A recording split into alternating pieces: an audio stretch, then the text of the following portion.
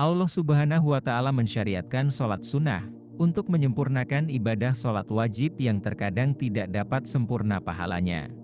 Dan sholat duha merupakan salah satu sholat sunnah yang sangat dianjurkan untuk dilaksanakan oleh umat Islam.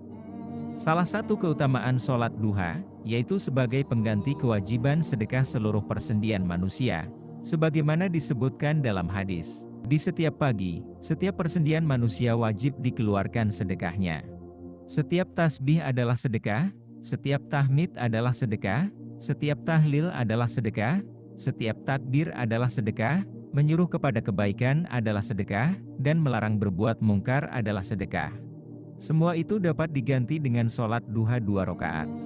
Hadis riwayat Muslim. Rasulullah juga bersabda, dalam diri manusia terdapat 360 ruas tulang, wajib bagi semua orang untuk mensedekahi setiap ruas tulangnya.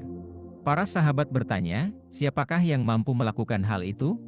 Rasulullah bersabda, menutupi ludah di masjid dengan tanah, menyingkirkan sesuatu dari jalan, bernilai sedekah. Jika kamu tidak bisa mendapatkan amalan tersebut, maka 2 rakaat duha menggantikan kewajibanmu. Hadis riwayat Abu Dawud. Sholat duha dapat dilaksanakan mulai dari pagi hari hingga sebelum masuk waktu zuhur. Meskipun demikian, umat Islam hendaknya lebih berhati-hati, agar tidak melaksanakan sholat duha di waktu-waktu yang diharamkan. Lalu kapan saja waktu-waktu diharamkannya pelaksanaan sholat duha? Pertama, waktu yang diharamkan untuk melaksanakan sholat duha adalah ketika sesudah subuh hingga matahari terbit. Sebagian ulama berpendapat bahwa sholat duha dimulai ketika matahari sudah setinggi kurang lebih 1 tombak. Hal yang sama juga menjadi pendapat Imam Al-Albani. Beliau ditanya tentang berapakah jarak 1 tombak. Beliau menjawab, 1 tombak adalah 2 meter menurut standar ukuran sekarang. Sebagian ulama menjelaskan, jika diukur dengan waktu, maka matahari pada posisi setinggi 1 tombak, kurang lebih 15 menit setelah terbit. Selanjutnya, waktu kedua yang diharamkan untuk melakukan sholat duha, adalah ketika memasuki waktu matahari telah berada sejajar di atas kepala, atau kurang lebih 15 menit sebelum masuk waktu zuhur. Ini adalah batas akhir waktu sholat duha, yaitu ketika bayangan berada pas di atas benda, tidak condong ke timur atau ke barat.